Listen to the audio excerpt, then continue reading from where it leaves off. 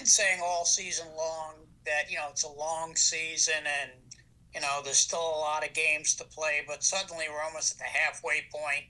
I mean, is there a sense in the locker room, it's guys, we got to start doing it now? Yeah, definitely. I don't think that sense has just started just because we lost our fifth game of the season. I think we felt that way past couple weeks, and for whatever reason, we haven't necessarily been getting the results we expected. I think defense is playing really well, and we got to do our part picking it up on offense and going out there scoring points and touchdowns. And we understand that, and we know that, and that's our job as an offense to go out there and score points. And at the end of the day, that's what it comes down to. It doesn't necessarily matter how it's going to look as long as we're putting up points and the end result is what we want. That's all that matters going forward. Okay, one final question is obviously there was 8 sacks last week. Is that just Andrew Thomas missing, or is that, just a lot of people made mistakes?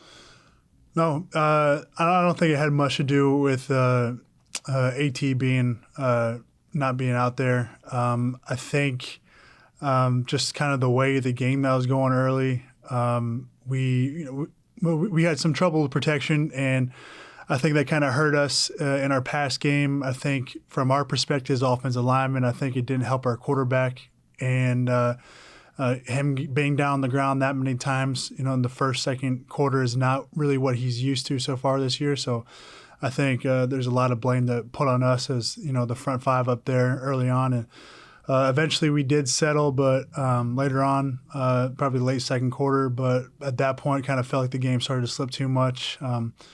Got to do a better job establishing the run game so we stay out of those passing situations and giving up 8 sacks. You're not going to win many games giving up 8 sacks in this league, and we understand that, and we own that as an offensive line, and we got to work to be better for sure, and that's kind of unacceptable in our offensive line room. Thank you. Yep. Paul Schwartz.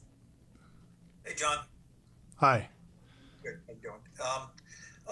I want to ask you a question. What was your perspective of Dexter Lawrence as an opponent when you were with the Packers? And then how did that change maybe in the summer in training camp? And maybe how did that change after watching him the first several games this year as a teammate? Yeah. Dexter has been a force in this league since he's come in since day one. Every year, you're kind of looking over the schedule. You're kind of looking and thinking about all the guys you got coming up. And I played the Giants twice with Dexter as my opponent, and that was always kind of one of those games that you have circled, knowing that you're going to get one of the best in the business, and you're going to have to bring your A game when it comes to that. But coming here, being on this side, seeing him as more than just a player, as a teammate, as a person. He's phenomenal in all aspects. He just demands so much attention when he's out there in the football field. I think it would be not very smart to leave him a one-on-one block with a center or guard, and he requires a lot of attention. He's constantly getting double teamed, and you see how explosive he is and how much. How good of a player he is, and I think he's probably tops in the league in sacks and double teams acquired, and it's just really special player, really special person, and happy to have him over here and only have to go against him during the weekdays. Is all those things you said about him obviously are true, but did you think that he would be leading the league in sacks with 9? I mean, he's an interior pass rusher. That just really, all that other stuff is right, but he's never had, he's on pace for, 20-something sacks this year. I mean, is that something that even, someone like you who's gone against him looks at and says, I didn't know he was going to have 9 sacks after, 7 games? No, I don't think anybody ever would, suspect a nose tackle to be leading the league in sacks. And 9 sacks is really impressive only through seven games so far. So for him to be doing what he's doing at such a high level, and it's really fun knowing that the defense is going out there and play well, and we got to do our job on offense to complement them and put up points so they can keep playing like that. Thank you, John. Yeah, thank you. Art Stapleton. Hey, John, how's it going? I'm doing well. How are you? Good. You've talked about it several times. I know I've asked you this year, just in terms of thinking back to last year for the team you were on, and just the idea of how you guys were able to kind of come out of what people would consider an NFL abyss and make it all the way to the playoffs and really be playing well. How do you compartmentalize the emotions that you're dealing with on a weekly basis, from the highs of winning games to the losing games like you had the last 2 weeks, versus the calendar and the idea of how the games just keep ticking off? And like you said, it's been around for a while, this urgency. How do you kind of deal with that, the one versus the other? Yeah. I hate to try to compare the two things, but last year, the team I was on, we were 2-5 at this point of the year as well, just like we are here. We're 2-5 here going to week 8, and tough matchup Monday night in Pittsburgh. And both scenarios, the last 2 seasons, this is definitely not where you want to be. But this doesn't mean that you're dead. The season's over. There's still a lot to play for.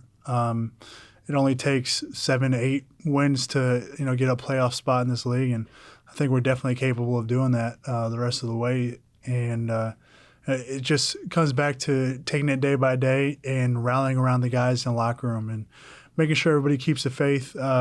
We have a lot of really strong veteran players, veteran presence in this locker room, so I know that we're going to do our best to keep everybody, the younger guys, everybody else, in high spirits. And it doesn't matter what the record is. It only matters, what we go out there and our mindset on Sundays and, this particular weekend on Monday, and going out there and doing our best to get the win. And that's what it starts with, winning each practice, and then that translating into winning every game going forward. And it doesn't have to be every game, but, we got to string a couple together for sure. Thanks, man. Yeah. We'll take 3 more. Mark Canizero. Hey, John, thanks for doing this. We appreciate it. Just curious, with the way you guys have struggled offensively and obviously protecting Daniel, what do you see in the Steelers' defense, and how difficult is that place to play in Pittsburgh? Yeah, the Steelers, I think, have been one of the probably one of the best examples of consistency in this league.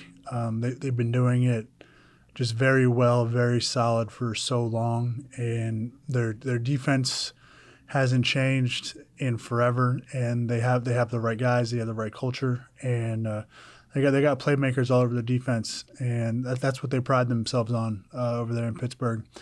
And everybody knows they got a really good ends on both sides, and they're big and strong in interior, and they got great support on the backside, and linebackers playing really well right now too. So tough defense, but it's going to be a great environment Monday night in Pittsburgh.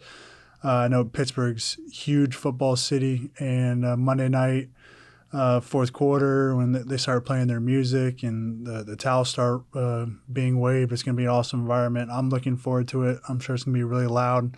I feel like that's kind of one of the environments that we thrive in, and we played in some tough environments so far already this year, and I know the guys are going to be excited and geared up for this one. Thanks, John. Yep. Greg Johnson.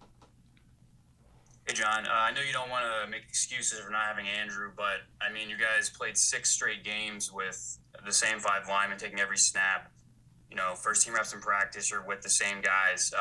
So I was just wondering, for you personally, like what was that adjustment like last week, being next to somebody different? And do you think that by the end of that game that you guys maybe, found something you can kind of carry over into next week, that, you've kind of settled in now with this new offensive line, or are you anticipating that there might be more changes even this week? Yeah, I mean, I've been fortunate enough to get some snaps playing next to Josh Azudu over OTAs, a little bit of training camp, just kind of mixing people around, trying to feel everybody out and how everybody works together. But I don't anticipate any new changes. I think going out there, your first start of the year, second drive, having one blunder doesn't mean the season's over for anybody. 8 sacks is unacceptable, and we know those offensive line, and definitely a lot of things that we could do better and make Daniel feel more comfortable back there, and instill, more confidence in our play callers. Not have to feel like we have to throw the ball so much, and we can, hand the ball off and gain 3-4 yards a carry. But going forward, we feel really comfortable with Josh out there.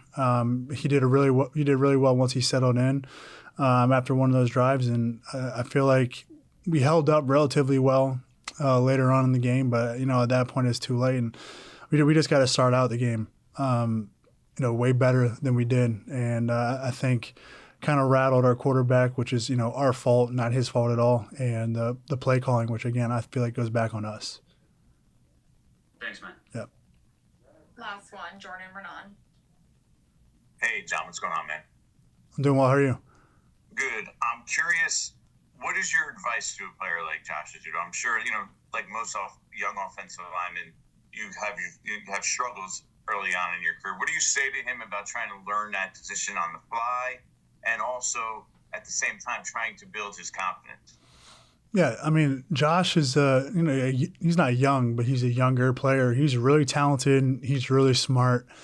He knows his offense really well. He's been in a really long time. So there's honestly not much that he needs. I think for him, it's just going out there and feeling comfortable and executing. And to be honest, I didn't really have to say much. Like, even kind of day one being in there, it wasn't like, all right, like, here we go, new left tackle. Like, I felt really comfortable, had all the confidence in the world, and Josh should go out there and, play well. And I think he did, and it's just going to get better each and every week. And, obviously it's tough to replace, our starting left tackle and captain, AT, but I feel like Josh is a great replacement, and he's just going to get better every week, and that's his mindset. And he's always looking to improve on whatever it is, whether it's in the weight room, anything with his body. He's always on top of the playbook, and he's just a really good pro. And I don't see anything necessarily glaring that's going to take away from his progress going forward. And then I know you're playing left guard, and TJ Watt's on the other side primarily. But is he a player that, even though you're on the other side, that you have to keep an eye on, like, the whole time? Like, does he, just keep an eye, maybe he moves, maybe whatever he's doing, no matter what, it affects you and the line as a whole? For sure, yeah. TJ mainly plays over the right tackle, but they have shown to, move him as one of those floaters kind of in the middle of the defense, and he can kind of pick and choose whatever gap or whatever guy he wants to play against. So that's something that you kind of always have to be ready for. But I think going forward, like, he's one of the premier pass rushers in this league, and if you're going to keep only two hands on him the whole game, like, he might get his. But I think our offense and our coaches are going to put a great plan in for him, like most teams do when they go against him. And Jermaine's played against him a couple of times, and I know he's really confident going against him. And it's going to be a great battle between two great players, and I'm excited to watch it.